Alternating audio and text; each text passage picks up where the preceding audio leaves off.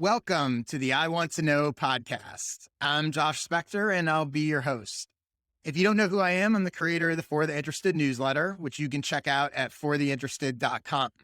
If you're new here, this podcast exists to help creative entrepreneurs get their questions answered. It's really simple. In each episode, a different guest comes on, asks me 3 questions. We have a 5-minute conversation about each of them, and that's it. We get right to the point. Hopefully you get some actionable, useful tips that you can use. That's what typically happens in these episodes, but today's episode is going to be a little bit different. Today, we're going to flip the script. Instead of bringing a guest on to ask me questions, I'm bringing on a special guest whose expertise I admire and I want to learn from. So I'm going to be asking her the 3 questions. And that guest today is Amanda Natividad. Amanda is a creator and marketer who helps people do better organic marketing. She's currently VP of Marketing for SparkToro, the maker of audience research tools. She also teaches a content marketing course called Content Marketing 201, and she writes a twice-monthly creative newsletter called The Menu. But marketing is actually her 3rd career. She was previously a test kitchen cook and tech journalist, and you can find her on Twitter at Amanda Nat, which is where I first met her. And we feel like we know each other, even though this is the first time we've actually talked. So with that in mind, hey, Amanda, welcome to the show. Thank you for having me, Josh. I am really excited to have you here in particular, not only because I don't have to answer questions this time, but I get to learn a bunch from you. So I have a hunch these may become my favorite episodes, or at least the ones in which I will learn a lot. I thought to start off, again, in part because the way that I came across you and vice versa is on Twitter. And I think you do an amazing job with Twitter and highly recommend everybody follow you. The first thing I want to know is, how do you approach Twitter day to day? How do you use it? How do you think about it? How do you write? Do you write tweets? Do you schedule tweets? Do you use lists? Both as sort of a creator and a consumer. Just kind of take me through your process. Yeah. So when Twitter first launched, right back in 2008, maybe, they built themselves as a microblogging service. And I don't know if they still use that messaging, but that's how I use Twitter today. I treat it like a microblog. And so by that, I mean that I try to focus as much as I reasonably can on high signal to noise. And so I'll try to think of, one key thought or tweet per day. And then if I think of something else throughout the day, I might tweet that too, as long as I think it's valuable in some way, whether it's informative, novel, or entertaining. So I very much try to focus on that. And in that focus of high signal to noise, I would say that I probably do spend a lot of time thinking about each tweet. And a lot of time is subjective, right? Before I tweet something, I might think about it twice. I might spend an extra maybe 10 minutes, right? Just refining the thought, making sure it's an active voice or making sure it's easy to understand. My favorite thing to do, or one of the best tips that I have one of the best tips that I would recommend is, drafting out the thought or the tweet that you have, saving it, leaving it in drafts for a couple hours. It's just enough time for you to kind of forget about it and then come back to it with a fresh pair of eyes so that you can better lean into the feelings of, does this reflexively make sense? Would somebody stop scrolling when they see this? Would they engage with it? And then trying to revise and then tweet from there. Mm-hmm. How do you think about, a couple questions based on that? So how do you think about value in your audience and who you're sort of tweeting? I assume you do. I assume you think about, I'm trying to help these specific people in this specific way. How do you think about who that is? Yeah, so I will look at who my audience is. Like I use follower wonk occasionally to see, so that I can see who follows me in terms of, I can search people. Well, let me back up for a second. Follower wonk will allow you to analyze your Twitter followers. So I'll do that. I'll pull a report, and then I can see in a spreadsheet essentially what people's bios are. So then, I don't read the whole list, but that gives me a sense of, how many people follow me who are founders or marketers or marketing directors or, whatever that might be. So that does help. And then I also, I'll look at I might even analyze my own audience in SparkToro to see, to get the audience research of the people who follow me. So then from there, I'll see some of the top words used in their bios. I'll see some of the topics some of the topics or words that they use often publicly online. And that kind of gives me a sense of what my audience is thinking about. So at this point, I'm pretty confident that my audience is made up of some combination of creators, marketers, and founders. And so when I think about it that way, then that's when the type of content I create can expand beyond just content marketing or just marketing. Then I'm thinking about, okay, well, what is a busy founder or entrepreneur thinking about? They might not be thinking about content marketing, but they might be thinking about growth marketing. They might be thinking about, focusing on high impact tasks, right? It could be productivity related. So that's kind of just how I see it, right? So then my content is, it kind of runs the gamut from marketing to productivity, and then kind of sprinkled in there, right, the human side of things, like the things that I find amusing in my own personal day to day. And I think, as a whole, my hope is that my feed ends up becoming informative, interesting, occasionally funny, I hope. And then also that it's not too much, right? It's not like I think there are a lot of different opinions on this, and I'm sure a lot of people would say, like, no, you should tweet several times per day, and that's great. I mean, if that works for you and you like it and you're getting good results, and by all means, you should do that. But I just try to. I don't think I have enough to say that I can tweet several times per day, so I try to focus on one. If I think of more, then there'll be more. So you might tweet more. I mean, I'm sure there's, or at least it seems to me like there's days that you tweet more than once, but you're really focused on sort of, I want one good tweet or thread a day. And are you doing those pretty much in real time? I know you said you sort of, I'm assuming you have drafts and sort of notes, but you're not really scheduling. Are you sort of, and I guess 2-part question. So one, are you doing it sort of like you don't know what you're going to tweet tomorrow until tomorrow comes? And then my other question is, are you always doing it at the same time of day, or is it just whenever you happen to feel like it that day? Yeah. So I actually do schedule my tweets. So I might schedule it the day before, but I schedule it at a time frame in which I know that I will also be around to engage in any comments. So usually, I'll schedule the tweet for around 8 a.m. or 9 a.m. Pacific time, because based on the data of my engagement, I know that those tend to be high engagement times for me personally. So I'll schedule the tweet then.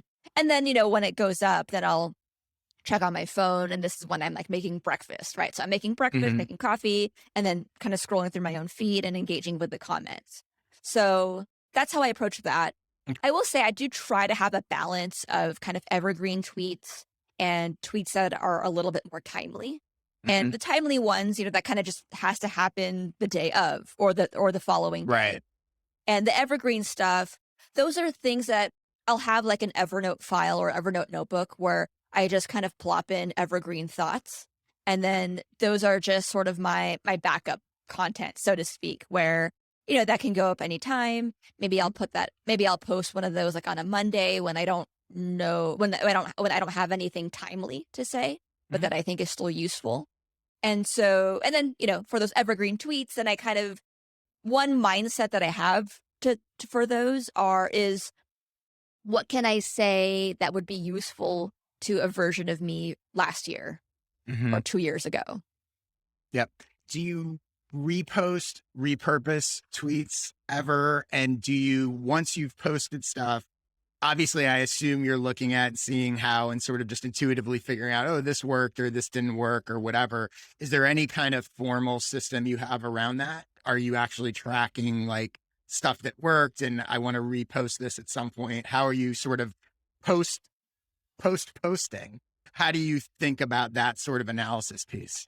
Yeah, I mean, I'm sure I could be more regimented, about it, but it's pretty rudimentary. I'll do a search of my own tweets based on number of engagements. So I'll look for my own tweets that got a minimum of like 50 likes, and I'll look at ones from like last year, like maybe this time ago last year, or at least 3 months ago. And then from there, if there's anything interesting that, or that got high engagement, I'll look to repurpose it. And when I repurpose it, I will look back at the tweet. I'll kind of ask myself, like, do I still believe in this? Do I still think this? What would I change about this statement? And then sometimes I'll look at the comments back then and I'll see, if I got any pushback or any add-on advice or, anything additive to that conversation. And I think the pushback is helpful, by the way. And then that'll help me rethink like, oh, maybe I shouldn't have phrased it that way to begin with. Like maybe I was being too presumptuous in saying something so in such an absolute way. Like how can I revise this? So then from there, I'll edit it into a version that I think is better or that the current me would agree with. And then I'll post that. Cool. I just want to point out, and I'm not surprised to hear this from you. Again, we've never talked about how you use Twitter, but just for listeners, anyone that's successful on Twitter is way more strategic about it than I think the average person realizes, right? You clearly have thought about this. Even if you're not going off the deep end, spending 1 million hours, whatever, you've looked at the research, you've looked at the bios, like there's a strategy behind it, which again, everyone's strategy may be different, but I think that to me, something I found is that anyone that's sort of having success there is at least attempting to be strategic in how they use it. Before we move on to the next topic, I'm going to throw one more Twitter related question at you. Is there any sort of quick tip or something you feel like maybe you do that isn't the sort of common wisdom that 1 million people are saying to do that you have found successful on Twitter that you could say, hey, here's the thing I do. I don't, that's not necessarily what you've heard 1 million times, but has worked for me. Anything come to mind? Let me think for a sec. I love this question. Yeah, I don't mean to put you on the spot, but I assume like just little things. It might be a type of tweet. It might be, I don't want to answer for you, but I know that I've seen you, I think, multiple times sort of point out when people are sharing, the standard tactic of like, oh, follow these experts and they're all men or they're 10 men and 1 woman. And I know you have sort of had some success sort of saying, hey, wait a minute, like, what about all these other people? So I'm not saying that's it, but I know that's something that popped. Well, yeah, I mean, you're absolutely right. And that's what I was trying to think about. Like, how do I articulate this better? Because the way I see it is figuring out some combination of calling something out without calling something out and figuring out how to punch up instead of punching down. So like when you call something out or when you clap back at someone or at something, I think it's less about saying, hey, you didn't include women, how dare you?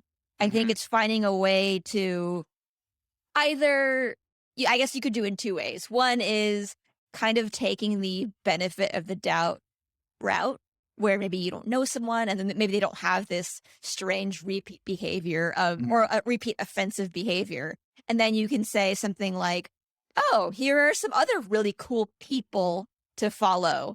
And then you add on with like all women or whatever that is. Yeah. That's what I liked about it. And I think sort of if you extrapolate beyond just the sort of men, women piece of that specific example, you're taking the prompts to create something generous and value, not just taking the prompt to get in a pissing match with something. Like, or you said to clap back on it, right? Which I think is what a lot of people would do, right? If you think about it, anything that you find, I don't mean you, but anybody finds frustrating, wrong, whatever, the temptation is just, I'm going to fire back at them and point it out and get into them, as opposed to saying, well, maybe there's a prompt that I can create something positive, and in your case, shine a light on these other people or whatever, helpful, versus just pointing it out, which may be sort of helpful, but only does so much, right? So maybe that's sort of the bigger piece. Yeah. And you went in a different direction with it. Right. And I think I think that I think any kind of offensive or whatever behavior deserves to be called out. But I think there are many ways to do it. I don't think the only way to do it is to say, hey, you messed up, or like, you're sexist or whatever that might be. I think a way to call it out is to just amplify the good that you want to see or to celebrate the good that you want to see. The other way I would approach this, and I wish more people would do, is essentially be the change that you want to see. Like if you see a thread or a tweet that pops off that you don't like, that you like, fundamentally it pisses you off, then use that and make your own content and then win. Right. Right. Like, Right. yeah. Exactly.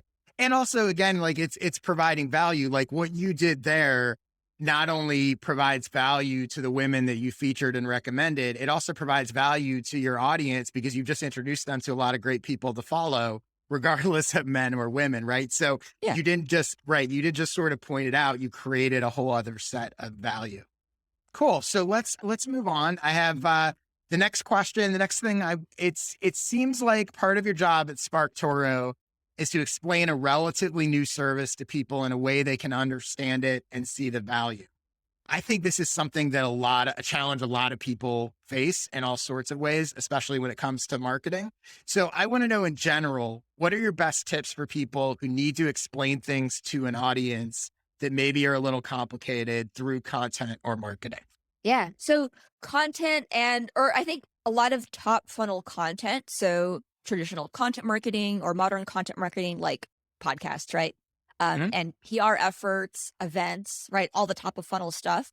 Those are all really, really good opportunities to essentially normalize the conversation around the obscure product or service that you sell.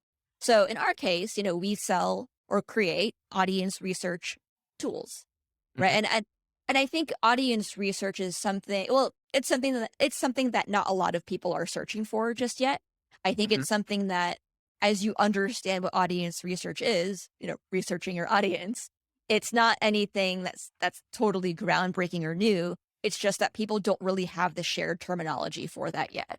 So a lot of the work that we do at SparkToro is normalizing the phrasing, right? Like normalizing what it means to do audience research, or knowing when to do audience research instead of market research, or how the two can kind of coexist, right? So if I say anything like, I think people should do more audience research and less market research, it doesn't mean that I think market research is bad. I don't think that. I think what I think anybody would agree with is market research is expensive, right? It costs tens of thousands of dollars to run high quality surveys. It takes a lot of time and effort to run and parse the insights from focus groups, right? It's expensive work. And not everybody is in a position to be able to do that. And audience research is something that is a lot more accessible to more people, and more people like of any for any company at any stage of growth, right? Could be like if you're looking to set out to start your own consultancy, you could do some audience research, right? So a lot of how we think about this is, so also when I say normalizing this conversation, I would add to that connecting the dots between audience research or the obscure topic and relatable examples. So how might you use audience research to pitch yourself to join someone else's podcast, right? Pitching yourself to join a podcast is a very relatable, very normal, common thing to do. But how can you use audience research to do it? So the way I would recommend it, for example, would be, looking for, if you have a following, right? It would be looking at searching for the podcasts that are influential in your niche, right? So maybe it is, or influential to your audience. So you could maybe then make the case to the podcast host, like, hey, you know what? I have a following, and a lot of people who follow me engage with your podcast. I would love to join, and we can talk about, X, Y, and Z. So connecting those dots, making that a lot more easier and relatable, and providing just a lot of use cases for your obscure product or service.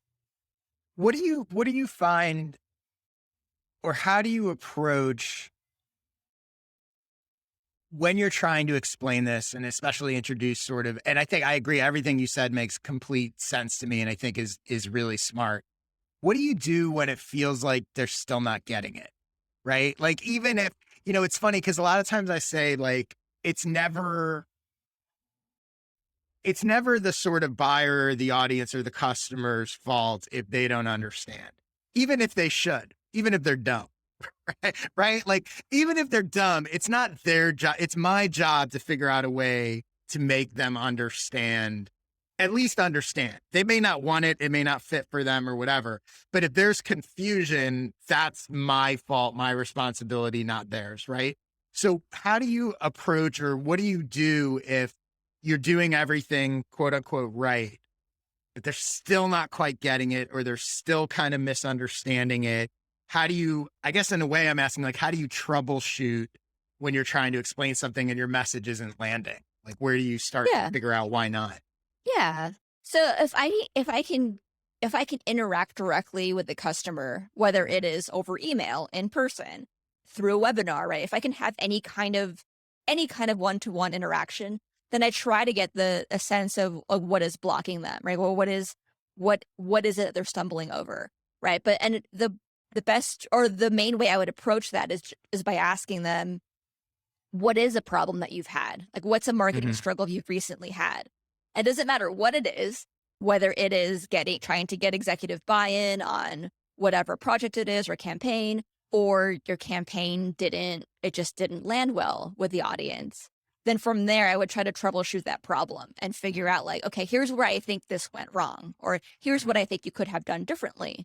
And I think this would have been more effective in, maybe if you got buy-in on, maybe your, CEO didn't want to fund the podcast that you wanted to launch, then maybe it would be, make understanding the sources of influence, or like in my case, digging into the Sparktoro tool and then trying to connect the dots between podcasting and the business case for it, which is kind of the language that a CEO in this fake example would Right. understand. So I guess it's really just trying to be empathetic to all of the stakeholders involved and figuring out how to get on their level and meet them and really meet them where they are. Yeah. And I'm guessing, I assume, like, at least this is what I've found in my experience, is that getting specific and sort of zooming in, right? It's so much easier almost to understand a specific use case, a specific case study, a very like small micro thing of, this is how this is, and you sort of explained it when you were talking about before, like, this is the goal that you have. This is how you could use this product specifically for that. And I feel like it's easier for people to understand and extrapolate from there than I think a lot of times people get stuck in the big, broad, oh, we have this tool that does X, Y, and Z and can do a million different things. And I think it's tougher to understand broad than it is narrow and specific. Would you agree with that? Yeah. So that all makes sense. And I think it's hopefully really helpful for people in terms of figuring out, again, it is something I think lots of people struggle with, and hopefully that can point them in the right track to explain things. The next thing I wanted to talk about, and this is going to be I've got a bit of a challenge for you. So we'll see. One of the things that you and I have in common, it's funny, as I was researching you, we have more in common than I realized. We both live in LA. We're both former journalists. And I personally think that my journalism background has been incredibly helpful to me, even though I don't work as a journalist now. I actually think it's one of the best backgrounds you can have to become a sort of creator, marketer, whatever this thing is that we do. So what I want to do is, let's give people a 5-minute journalism degree. I want to know, what key skills did you learn as a journalist that you can try to teach non-journalists who are listening right now to help them in the next few minutes or so? So where would you start with that? I really think the best starting point is understanding primary sources in everything that you read. And I think this is a really big deal, because it helps you to better understand the topic or the issue at hand. And, when I think back to my journalism days, if there was breaking news that we were going to cover, then we'd start our research with a primary source, right?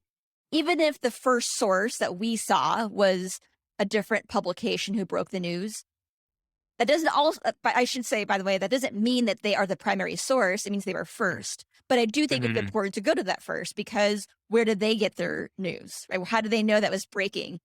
If there was breaking news and the journalist or publication who first wrote about it was on the ground at the scene when it happened, then that's a primary source, right? But if it's breaking news because they happen to be the first ones to grant the exclusive to the company who had an announcement, well, that's not a primary source, because the company is the primary source. So they just chose that publication first. So I think even just understanding maybe my answer is understanding the difference between first and primary source. They can be the same. They won't always be. And then from there, looking at the additional sources. So in this case, in this example of like a company breaking news, then the primary source is actually the company. So maybe they have their own official statement, whether it's a press release or a blog post that came from them specifically. I would start from there as my like foundational understanding of the issues. And then from there, go on to understand, okay, what are the other publications writing about? How are they covering this? And then you as the, another competing publication, so to speak, what's your unique perspective on it, right? So in the case of breaking news in the tech space, maybe TechCrunch is first to announce the funding, right? Maybe Ars Technica was next to talk about the implications in the legal and compliance spaces. Okay, that's their unique angle. And then if you as an incumbent are focused on, the interesting ways in which founders are growing their companies, then maybe your angle is, well, what is the growth marketing or acquisition strategy implication? Like, how does this affect their path to growth, right? There are a lot of different ways that you could see this as a creator and how you can kind of leverage best practices or, journalism tactics to get better at your own creating.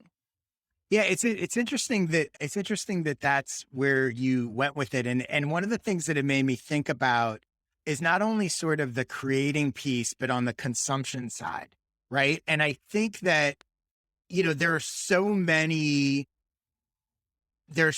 people, anyone can go out and write a blog post, post a video telling you how to do something, right? Here's how to grow your audience. Here's how to grow your business. Here's how to write a landing page. Here's how to sell more stuff.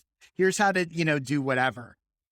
But to your primary, if you think about, if you apply that primary source concept to that, it's interesting to look at that and go, well, are they sharing advice because they've actually done it and they're sharing what they actually did?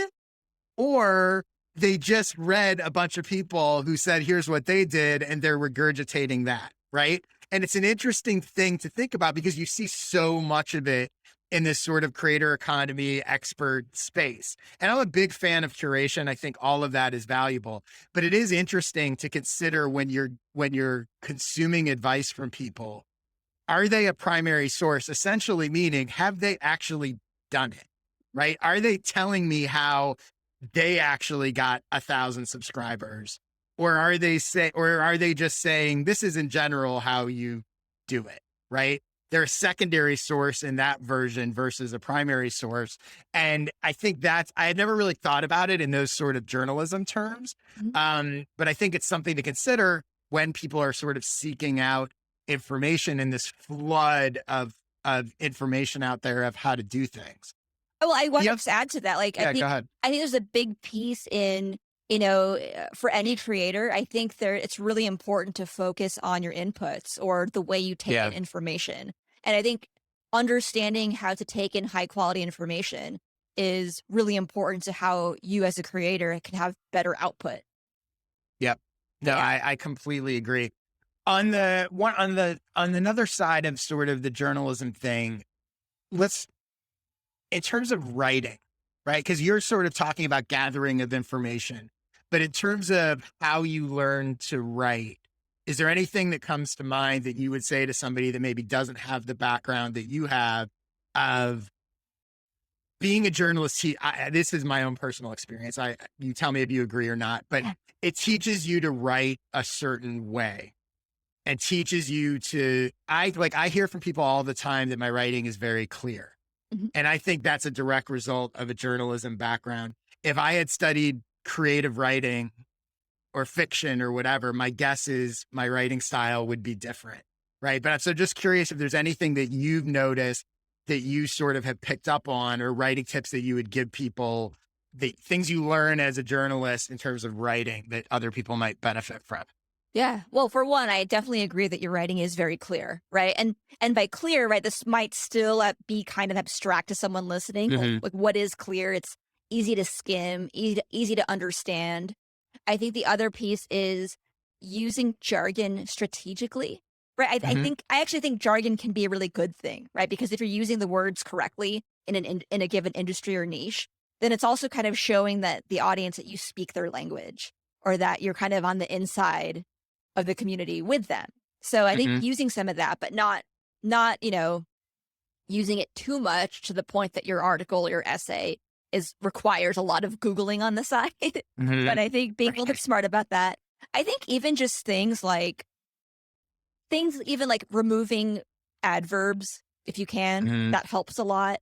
Reducing the amount of analogies, maybe. Like if you have, right, in any given essay, which is maybe 800 to 1,000 words, we'll say, I would say something like, you might need some analogies to help people connect the dots better, but don't go crazy with them. Like maybe stick with a couple and really let those shine and really let those stand out on their own to enable people to understand the topic.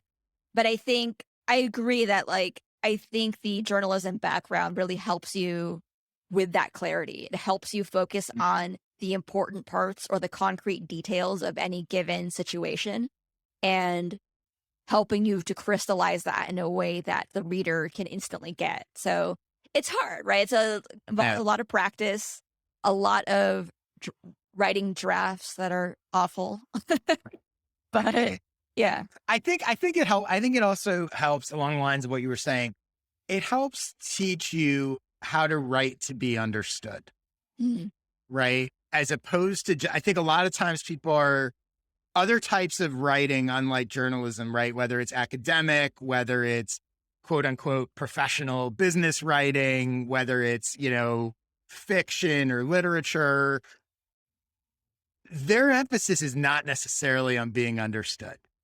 Yeah. It's part of it. I think as a journalist, there's a strong emphasis, also a strong emphasis on understanding what you're trying to say. Like my guess is that when you sit down to write something, you have a pretty clear idea. I don't know and I guess, to what extent you outline or not, but I'm guessing you go into it with a pretty clear sense of what you're trying to say. And I'm not sure that everybody does that. I think a lot of times people start with a sort of vague idea of what they want to say and the whole, I'll find it as I go kind of thing. Yeah. Does that resonate with you? Is that true? It does. I really love what you said about writing to be understood. I think that's a great, I love it because that's one way I think about it. But I think the other side to that is writing to make the reader feel seen. Because I think it's both. I think you kind of want to hook somebody by making them feel seen or understood, but then you continue writing so that you could be understood, like your message. Right. It's like you want to write, and I'm going to combine. That's actually a great point. It's like you want to write to be understood, and so that your readers, and to show that you understand your readers, or for your readers to felt understood. You want to be understood, and you want them to feel understood. Yes, exactly. Is another way to put it. Great. Well, so thank you so much for doing this. Anything you want to plug, any place, where can people go besides Twitter or anything else you want to mention? I know you have a course. Where can people get more from you? Yeah. So I got a lot to plug here. Now, I'd say we're Sparktoro. If you want to learn more about audience research, check us out at sparktoro.com. We have a couple of free tools. We also offer a free account so you can better understand your audience and their sources of influence. And then for me in my writing, I would say keep up with my newsletter and my Twitter. You can find me at amandanat.com. Great. And for me, I will see your plugs, and I will raise you several plugs. If anybody wants more of my nonsense, get my newsletter, fortheinterested.com/subscribe. I offer a series of video workshops called Skill Sessions. You can get those at joshspector.com/sessions. If you'd like to hire me, I do coaching calls and consulting. You can learn more about that at joshspector.com/consulting. I am also on Twitter at jspector. And if you would like to be a guest on this podcast, you can go to joshspector.com/questions and apply. Let me know the 3 questions you would want to ask me, and maybe we can make that happen. that's about it. Thank you, Amanda. Thanks everyone for your interest, and I will see you next week. Bye-bye.